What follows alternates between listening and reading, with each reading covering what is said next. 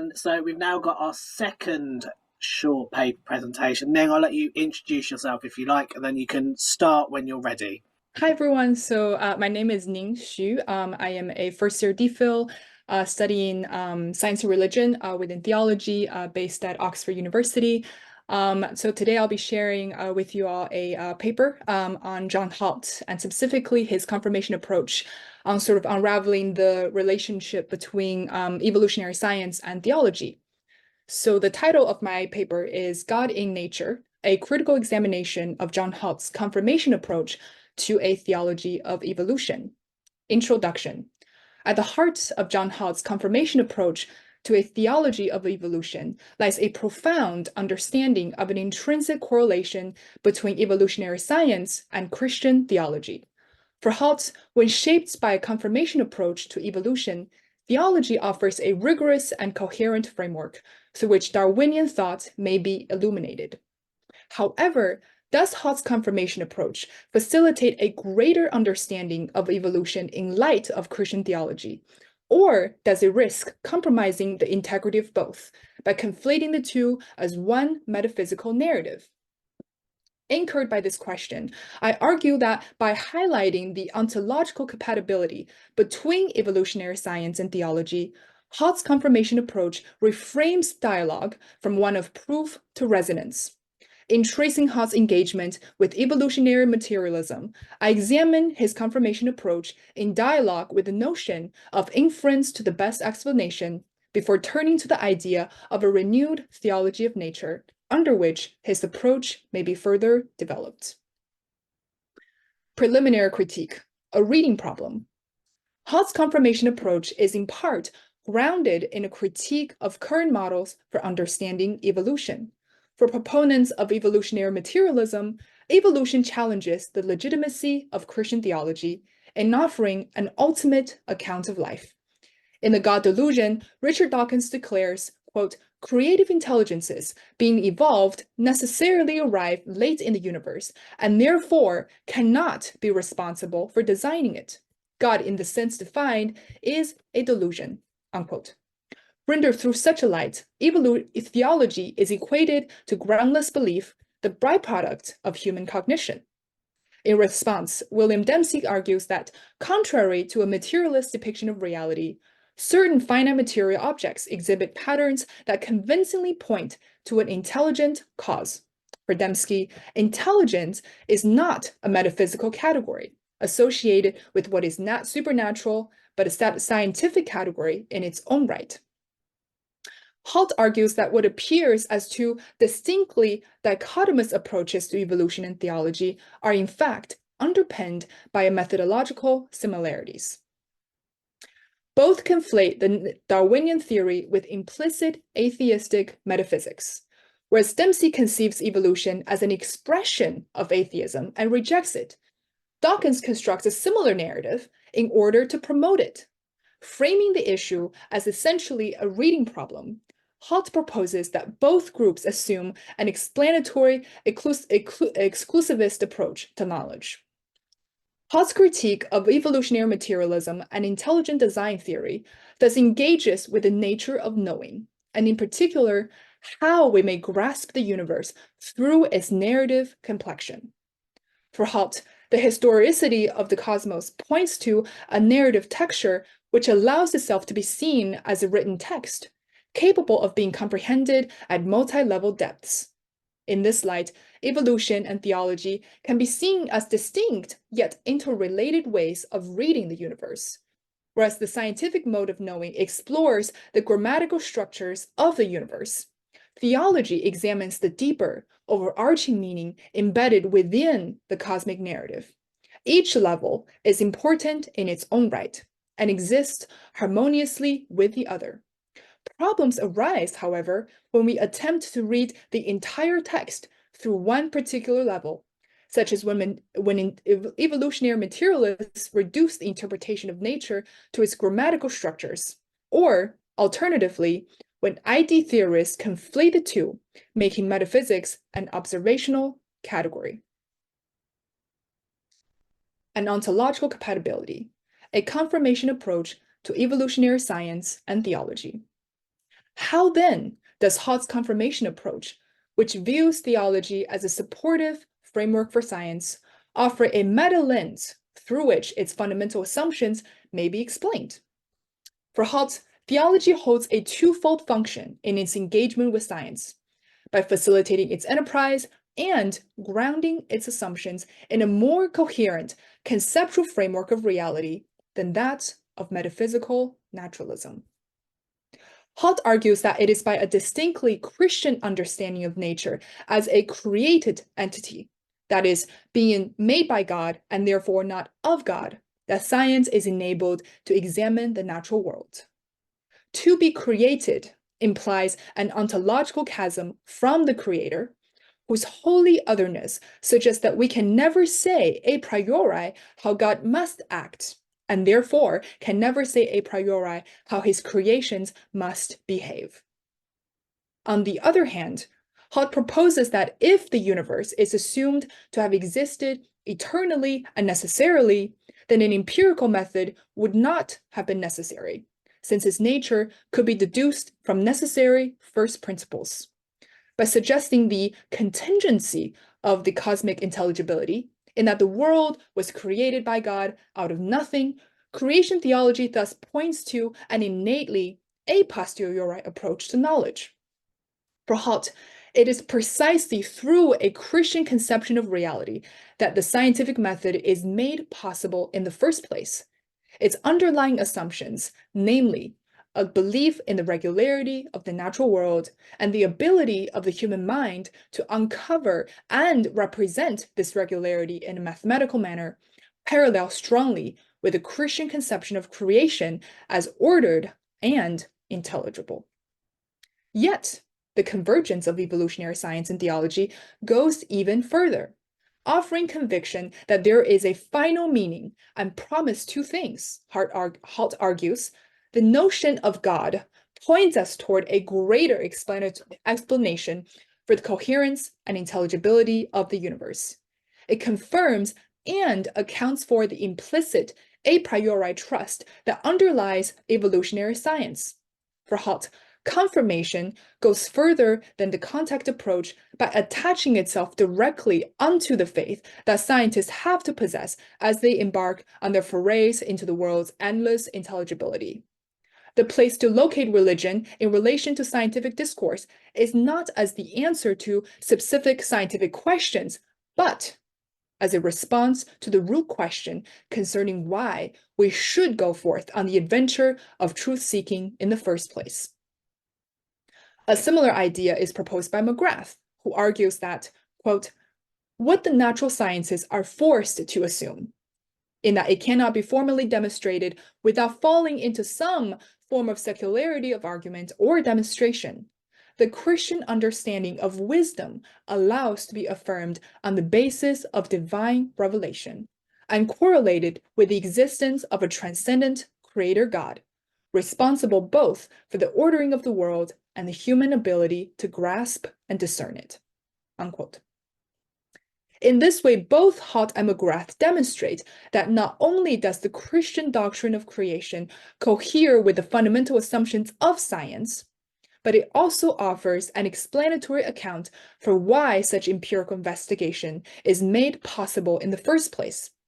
While this exposition does not offer any concrete proof for the Christian faith, it aptly demonstrates a very satisfactory degree of resonance between the implications of this doctrine and the world of experience which it seeks to address and interpret. For Roger Penrose, the capacity of mathematics to represent the world is explained most satisfactorily by the postulation that it is given by God. Similarly, the fundamental human conviction in the innate existence of truth, beauty, and goodness, as McGrath sees it, is best accounted for not as a random, inexplicable event, but in seeing the world as God's creation. Haught's confirmation approach thus highlights the extra-systemic explanatory capacity of Christian theology, and that its fundamental assumptions are deeply embedded in the scientific conception of the cosmic reality. When viewed through a creation lens, therefore, The external world corresponds to the internal consistency of Christian theology to a satisfactory degree. Haught's confirmation approach thus reframes the issue between theology and evolution from one of proof to that of resonance. While Haught's theistic worldview, undergirded by the vision of an intelligible, created universe, is equally unprovable as that of a senseless, material one, it nonetheless offers a deeper resonance with our experience of the world. For, quote, only the latter, or something close to it, Haught observes, is logically consistent with what I know to be undeniably true about human intelligence, unquote. Yet the consistency is not only logical, but ontologically grounded by the explanatory and predictive success of science, which entails an a posteriori engagement with the natural world through observation and experiment. Therefore, if we presuppose that the world is ultimately incapable of being grasped by the human person, then science would not have been possible in the first place. To put in the words of Haught, quote, the mind's capacity for truth, a capacity in which even materialists fervently trust, can never form an adaptive fit with a universe that inherently betrays this trust. Haught's confirmation approach to an evolutionary theology. How then does Haught's evolutionary theology account for the Darwinian world according to the confirmation approach? Haught argues that the Christian notions of kenosis and divine promise offer a robust theological framework for understanding evolution. Drawing from the thought of Teilhard, he reconceives creation from an event to that of a process. For Haught, the creative potential and autonomy implicit within an evolutionary account of life finds a deep confirmation in the Christian notion of kenosis, that is, the image of a loving and self-effacing God. When rendered through a Christian lens, evolution is seen as a dynamic of becoming, which affirms God's willingness to create beings ontologically distinct from the divine self. Insofar as love cannot coexist with creation, coercion, nature as creation must entail an evolving process, impregnated with the divine given liberty to come into being, that is, to create itself. For Haught, the sense of becoming finds particular parallel in the directionality of evolution, which strains toward an organized and increasing complexity, and points toward futurity as an ontological element of creation. His metaphysics of the future thus challenges the soteriological motif of restoration, that is, the eventual returning to a past condition, and instead locates salvation upward toward an unprecedented future fulfillment. Echoing Teilhard, Haught observes that the true essence of being, that is, an idealized unity of all beings with God, must not be understood as an original fullness from which the universe has become estranged, but as an yet unrealized ideal toward which the multiple is forever being summoned. Creation is thus seen as a promise, the present ambiguity of which points not to traces of a prelapsarian past, but the anticipation of a future pleroma. Yet it may be raised. Does Haught's theology, when shaped by a confirmational engagement with evolution, necessarily compromise the integrity of classical theism? While some interpret Haught's theology of evolution as necessitating a reimagining of the God of classical theism, by reconceiving creation away from static categories and toward dynamic and dialectical ones, I argue that the notion of a static creation is historically informed and does not represent the diversity of views within the Christian tradition. In examining the impact of evolutionary thought upon Christian natural theology during the early modern-day England, McGrath argues that the distinct conflict between Darwin's theory and Paley's natural theology reflect a highly local, that is, a thoroughly English, engagement of Christian thought, rather than those of the tradition in general. For McGrath, the Victorian debates are constructed in part on a specifically English and thereby culturally shaped conception of theology, which is defined by and limited to an essentially static view of creation.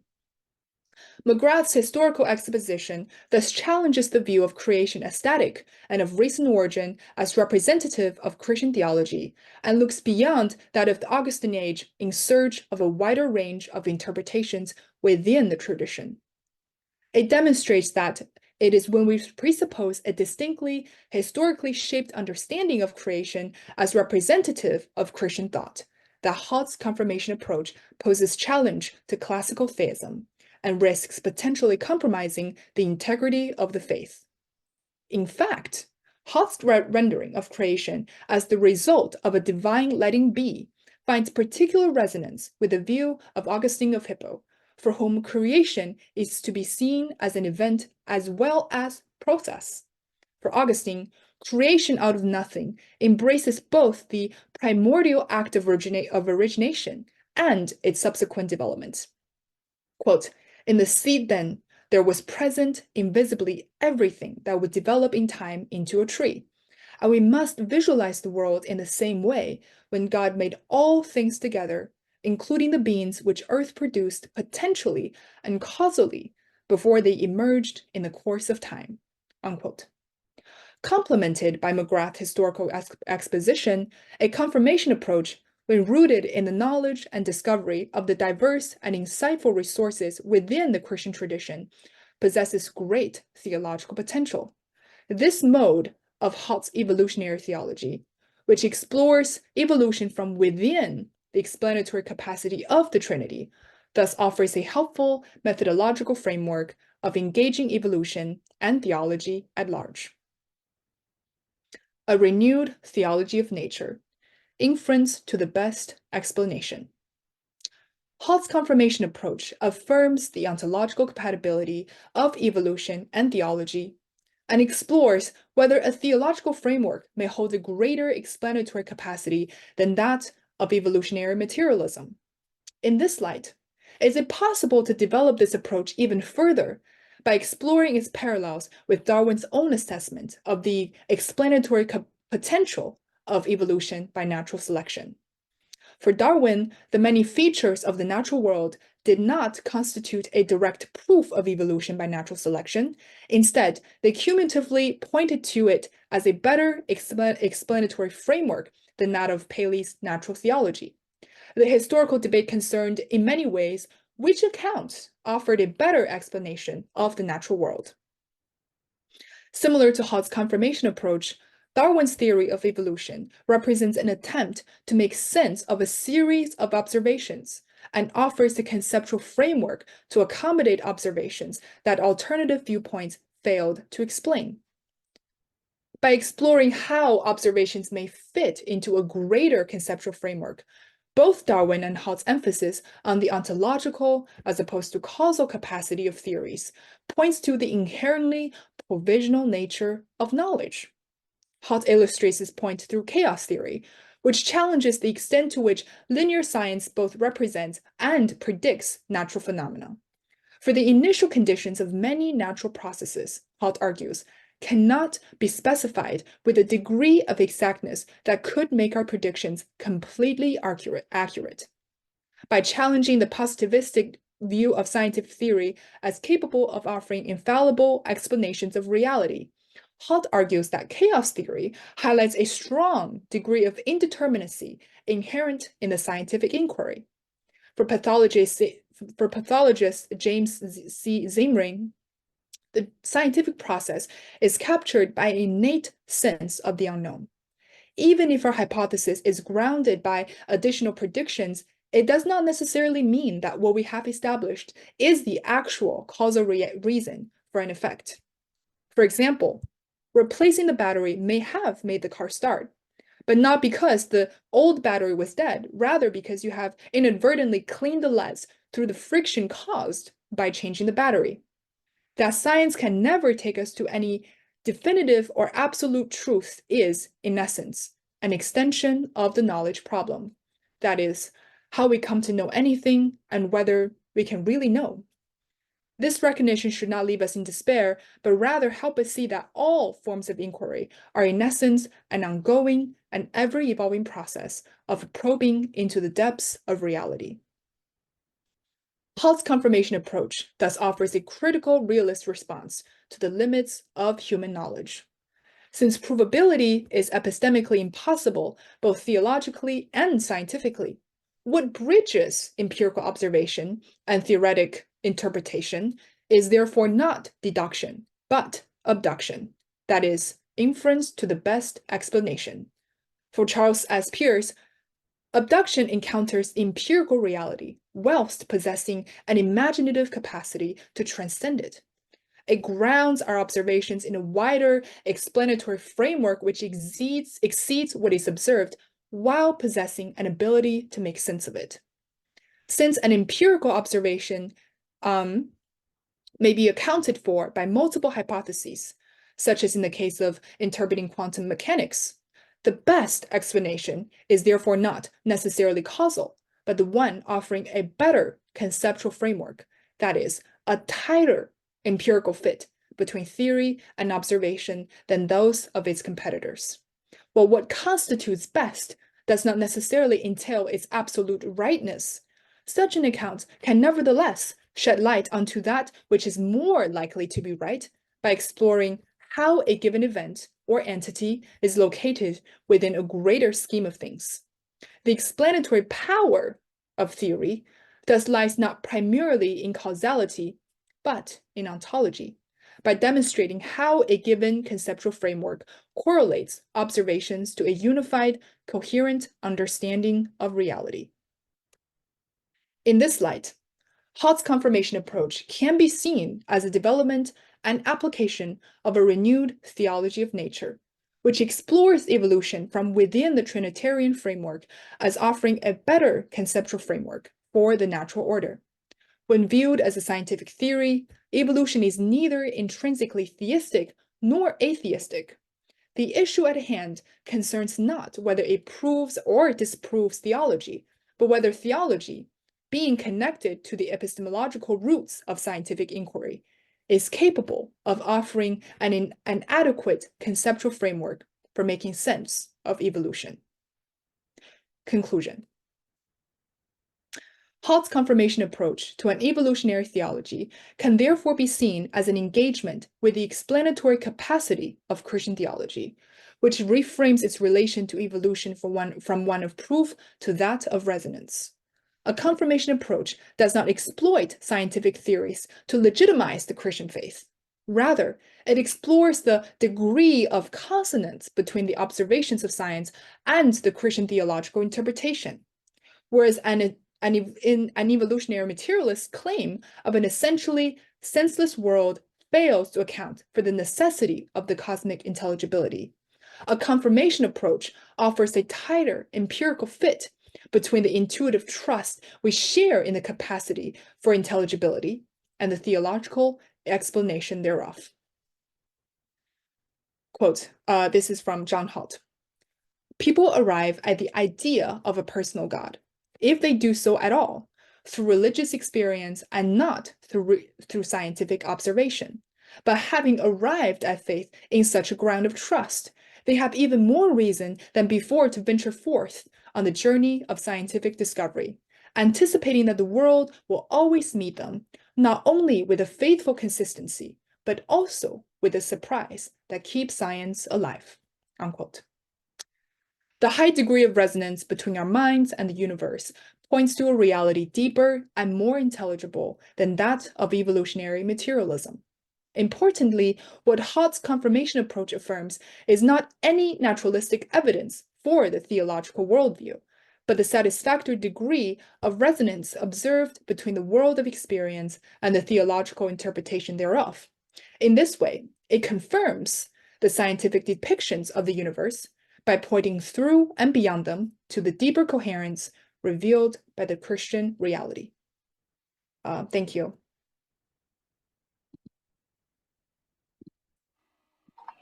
Thank you, Ning. A virtual round of applause, which may not turn into some virtual hands up. thank you so much. A really thorough paper and really well articulated. I'd like to just hand over to questions from folks, either in the chat as we've been doing, or put your hand up or wave frantically at me. And any of the above options are all okay. Anyone got any questions for Ning? Luca, go for it. Yeah. Thank you so much. I really enjoy. I didn't know so much this theologian. I have the impression that he has a good way to describe God, transcendence and also separation from creation. So I think I had the impression he was very clear about that, and also in the language he used. But I'm a bit unclear on when you mentioned the ontological compatibility of evolution and theology. So what could you elucidate a little bit more what you mean by that? Does he still see that God as like the ontological understanding of God as completely different from creation, or does he try to converge the two? And the very second comment is that I don't know if you know some Bonaventure book of creation, book of nature, and the book of scripture read in parallel to each other. It reminds me very much of John Haught's approach. Yeah, thank you so much, Luca. Yeah, I think in terms of the ontological compatibility, I think what's sort of being, if I understand correctly, as being sort of advocated by John Haught particularly is this idea that within the Christian doctrine of creation, by kind of making this very clear kind of chasm, ontological chasm between the creator and the and creation, suggesting this holy otherness of God. What that entails kind of from an epistemic perspective is knowing from a Christian perspective of the natural world can never be purely from reason, but it's actually quite, a posteriori. You have to engage with nature in order to know it. And in that sense, and this kind of really, I think, also parallels with Michael Foster, who also argues that through that lens, you really see kind of how there is a parallel. There's almost like an ontological compatibility between the way that a Christian conception of nature is and what a scientific conception of nature is, which is to say that you can never know nature by simply perceiving it or thinking through reason in an a priori fashion, but rather you need to engage with it a posteriori in order to understand how creation or nature kind of behaves. But I didn't know the book that you're recommending. I would love to look more into that. So thank you so much. Thank you, Luca. Has anyone else got any questions for Ning? A minor thing, really, but the early remarks about Christianity and science seem to ignore Greek science and Muslim science. I mean, probably not applying so much to evolutionary science, but certainly to the standard cosmological theory and so on. So it's a minor point, but I think one could be picked up on that. Thank you so much. That's a very good point.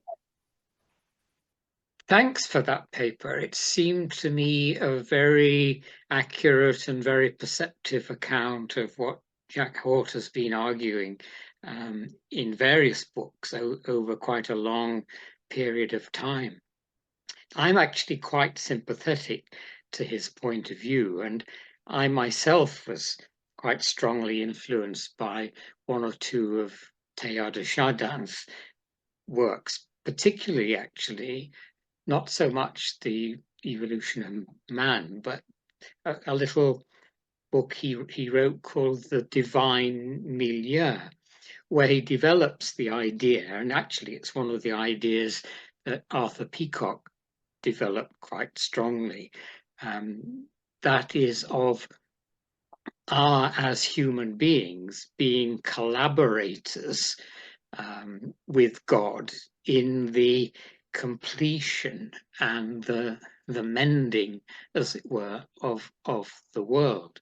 And Haught does, of course, stress that creation is not complete, that evolution is an ongoing creative process. With all of that, I find myself in sympathy, and I thought you expounded it very, very clearly. One of the things Haught is actually criticized for is that the emphasis is on the future. It's on, you know, how the world is going to continue, and with God's power and our own. But he doesn't like the idea in any sense of our being fallen creatures. We're not evolving away from any kind of lapsarian world. One or two, particularly feminist writers, have been arguing recently that the concept of original sin can be given a Darwinian meaning. And when one does that, it's possible to see Darwin as a resource for feminists, but Darwin also as a resource, as Haught does, of course, for Christian theology.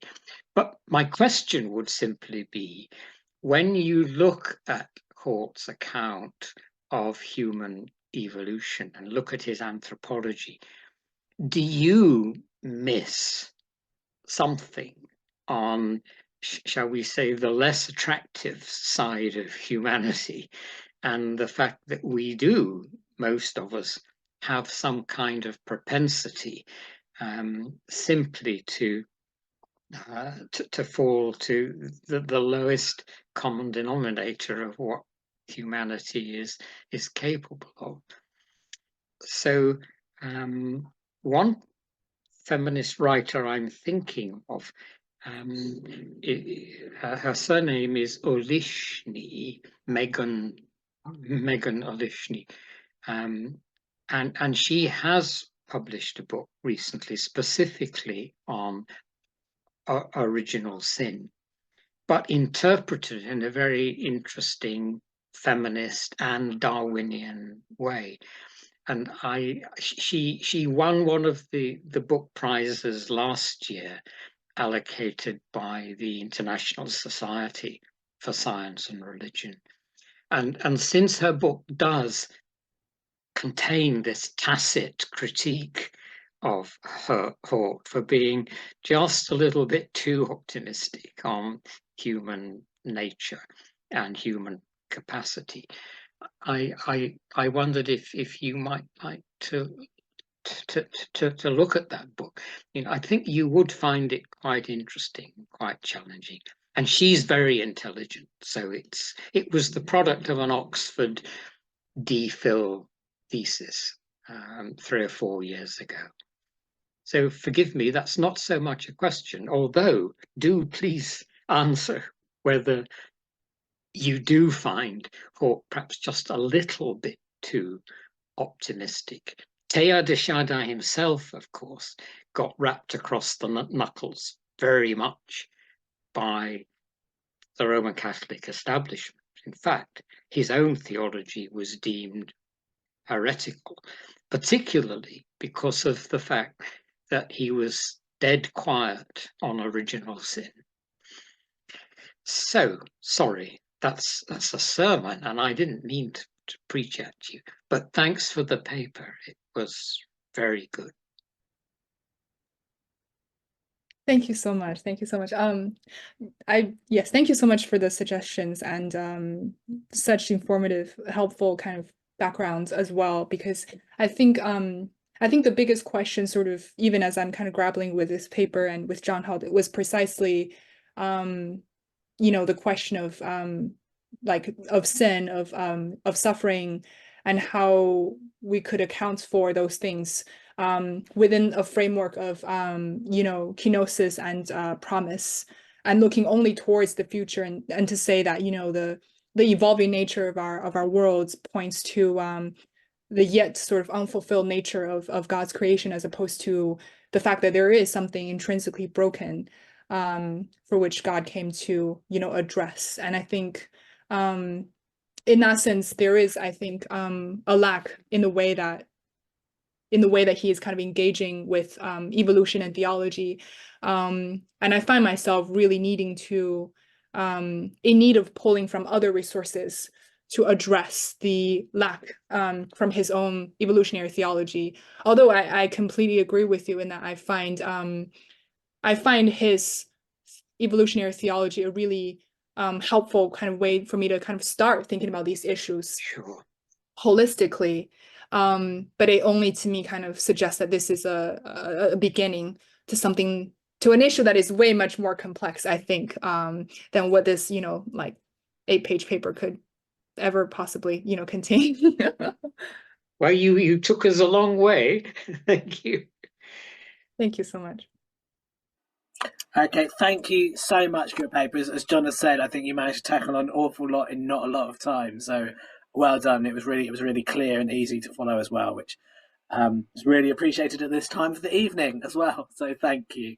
We'll give you another round of applause. It's not quite the same when you're, not in person, but we do appreciate it.